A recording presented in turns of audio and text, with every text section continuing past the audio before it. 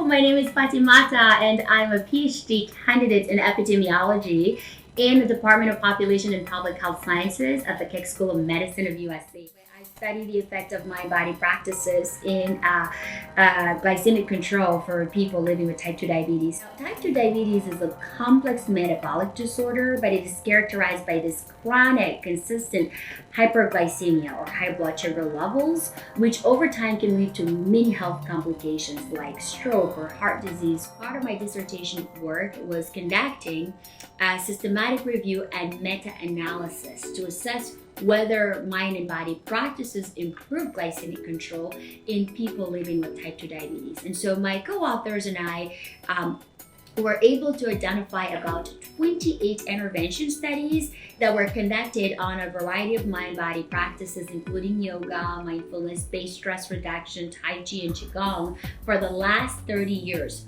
around the world.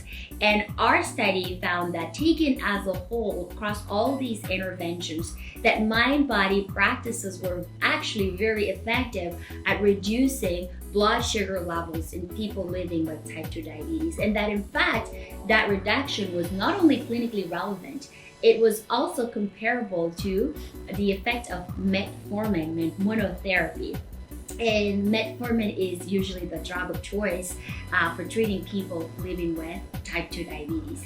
And so there are quite some implications in our findings because it implies that mind-body practices may be an effective complementary non-pharmacological intervention for people living with type 2 diabetes. In part of my dissertation work, I am investigating a physiological pathway, so really looking at what is the potential mechanism that can explain how do mind-body practices actually do affect glucose levels in people living with type 2 diabetes. We're hoping that this research will further help us understand the interconnectedness between mind-body practices and physiological responses.